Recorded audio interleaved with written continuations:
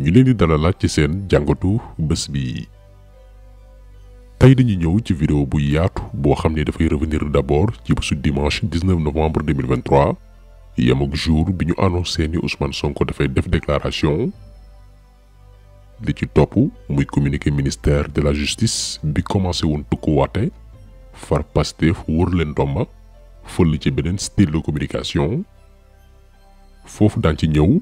pour leeral ñi foog ni Pastef benn groupe bu booy la ay novice ci wàllu politique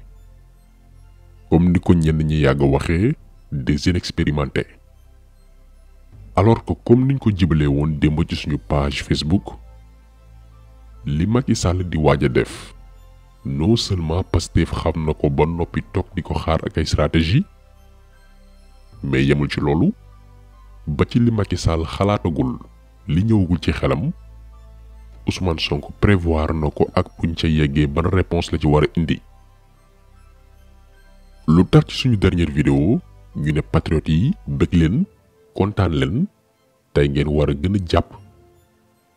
mooy dañoo gis un Macky Sall bu xolom jeex tàkk parce que ay xale yu ndaw ñoo koy fowee ci wàllu politique ndax ci ay plan li mu jàppoon mooy waxtu yi ñuy wax ak yéen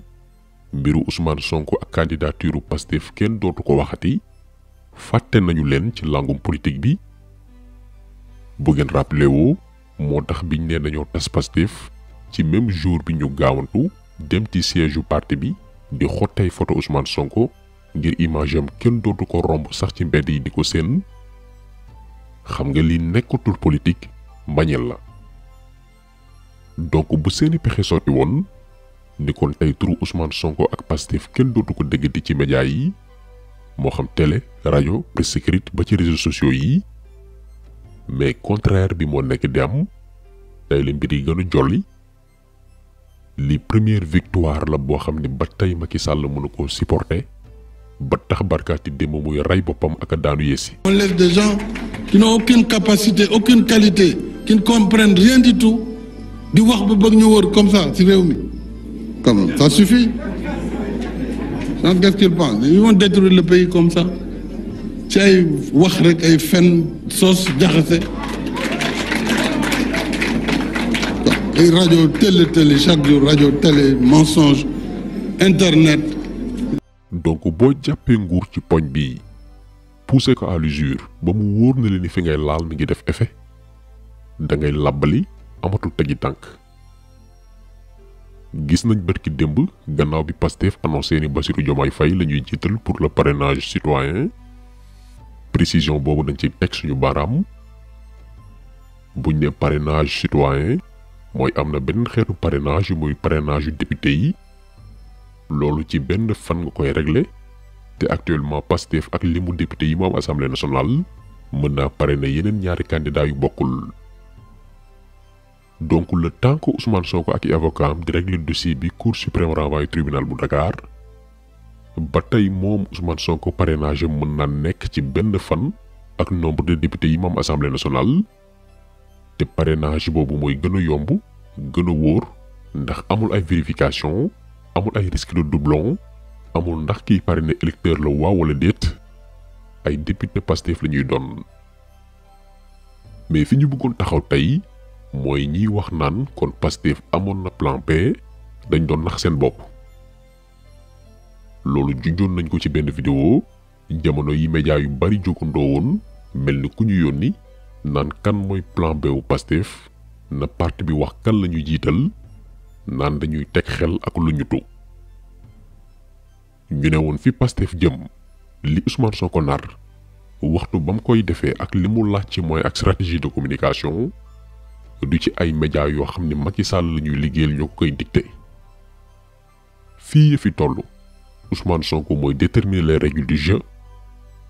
même bu bëggee pousser gouvernement bi ci erreur pour xam li ñu nar ak li ñuy waajal xam na ni mu koy defee baam li mu bëgg. defaat na leen ko barki démb gannaaw bi mu annoncé ni dafay def déclaration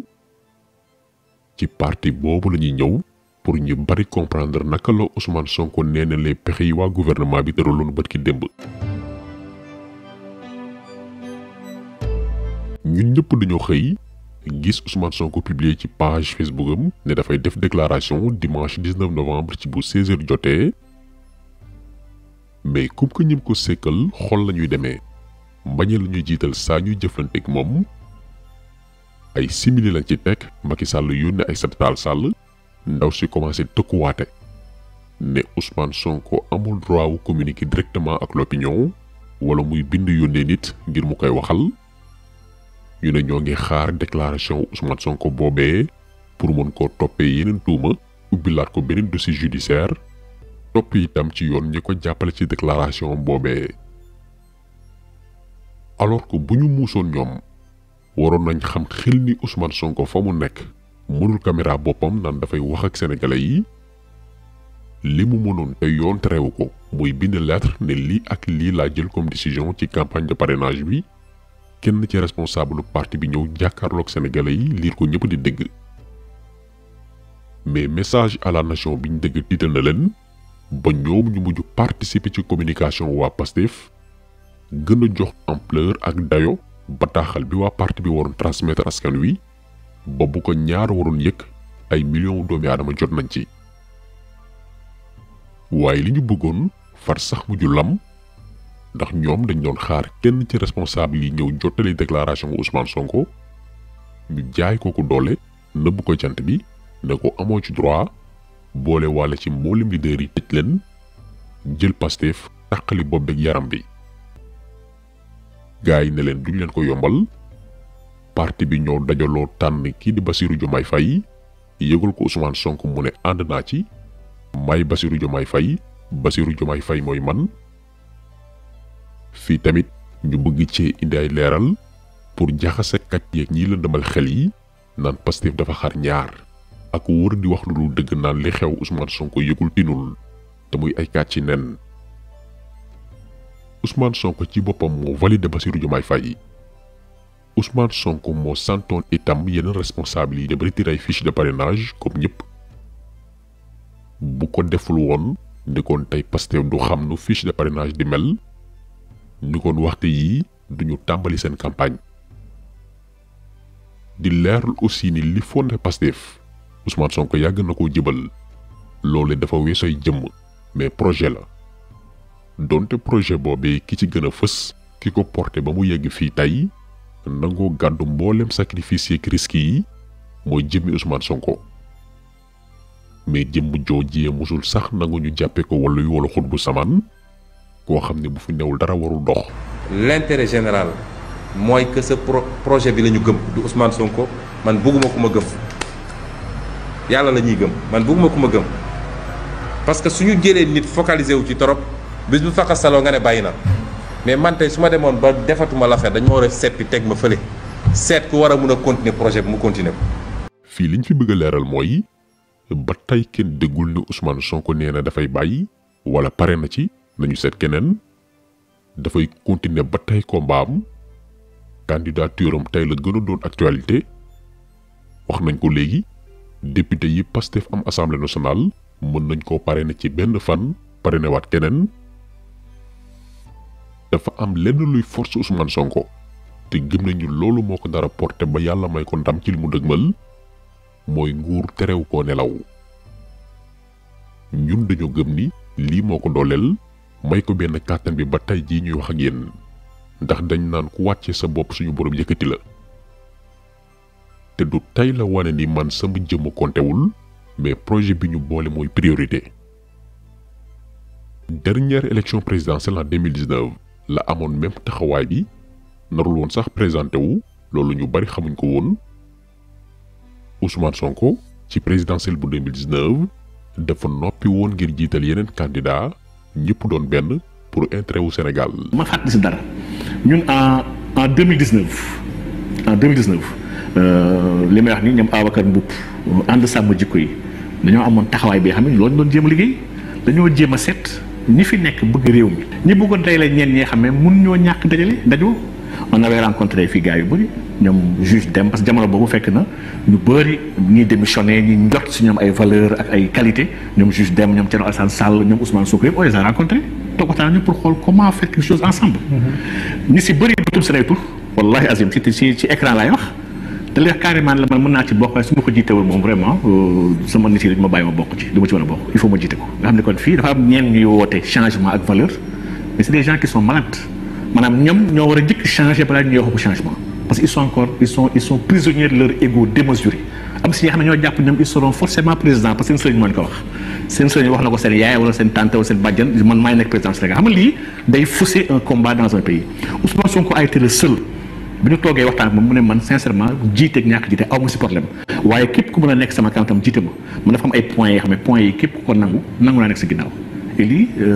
moment la peut-être mosuma ko wax si télé moment la daal ko hommage ci loolu donc pour man. Ousmane Sonko moom nangu woon na ñu jiite ko. waaw mais moom si ay conditions la. say conditions moom la question des APE la question des APE sur la monnaie ak yëpp la fa ne question yi moom képp ku mënti ji dafa war a engagé wu dañoo war a am engagement solennel ci lii rek su kooku suñ ko kon moom vision la jiitaloon ko jël. très bien moom laay wax ni lii nag mooy lii mooy xeex bi mooy dañoo war a transcender ay nit te loolu Ousmane Sonko l'a très bien compris. gannaaw élection présidentielle bii professeur Cheikh Oumar Diagne doon wax yàlla na ko suñu borom taxaw génne ko fa mu nekk ndax amal na njariñ Sénégal gannaaw gi lan moo xew ki nangu woon wàccee boppam jiital ñeneen ngir intérêt wu réew mi parce que moment yooyu gëmoon na ni dañoo war a tegee na li suñuy intérêt personnel ngir jëlee fi li fi nekk ndax ñi buñ fi toogaatee ba 2024 mooy suñu torox tànge am ci opposition bi ñu bañ pour seeni mbiri bopp yëfi tas ku ne jël sa yoon ba Macky Sall jiite waat ñu teg ñu lim ñu teg lépp diggante 2019 jàpp tey teewul koo kenn nangu woon topp ci ginnaaw ñëpp moo génn 3e ci ay élection yu ñëpp xam ni mu demee ak niñ ko sàccee am lu ëpp 600 000 voix mu jógee foofu doon un candidat incontournable 3 ans après mu doon maire en 2022 donte dañoo neena listam ci élection législative yi ngir mu bañ a doon député mais teewul mu battre campagne pour ñeneen def leen li ñu doon tey bokk ci ñi tax Macky Sall amul une majorité absolue à l'Assemblée nationale di leeral ci élection yoo xam ne moom Ousmane Sonko doon candidat dañoo sàkkal pexe listam mais moo doon fal ci ndimbalu yàlla ñu bari doon saraxu ngir mu ñëw seeni koñ sinon duñu gañe moo xam local ak législative ba tey en 2023 sondage yëpp ne bu demee élection en 2024 mooy gagné au premier tour même bu tànnoon ki gën a impopulaire ci Sénégal ne voté leen diw kooku mooy am ndam lan moo ko may loolu ñàkk a jàpp ni bu dul man warul doon keneen wàccee boppam suñu borom yëkkati ko donc ku xamul Ousmane Sonko wala di liggéey contre moom maanaam di jàppale nguuru Macky Sall ci tas gi bëgg a tas Pastef xaajale responsable yi indi xiiroog ngaa yoo seen biir kookee mooy taxaw naan Ousmane Sonko tànnul Bassirou Diomaye Faye ngir mu jiite le parrainage citoyen te lii ñun dal leen ci avertiroon ñaari at ci ginnaaw en 2021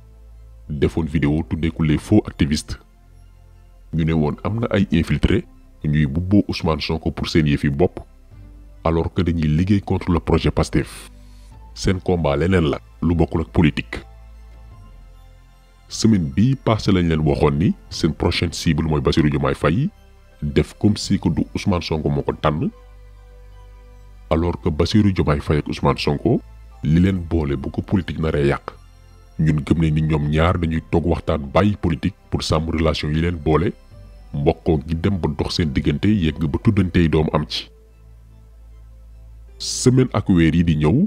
di ngeen dégg xeetu diabolisation bu nekk jëm ci Bassirou Diomaye mais jubluwaay bi mooy dugal patriote yi ci ay waxi picc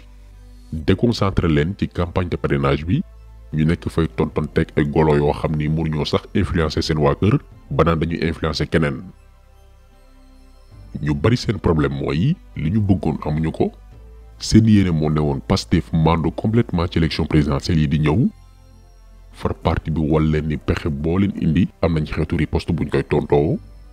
li xew incha allah ci jour dimanche 25 février 2024 ci ñun lay bàyyeekoo. kon tax solo bi tey loolu la woon ñu leen gërëm di leen jaajëfal léegi di daje incha allah beneen yoon ci beneen jàngat jaa ngeen jëf.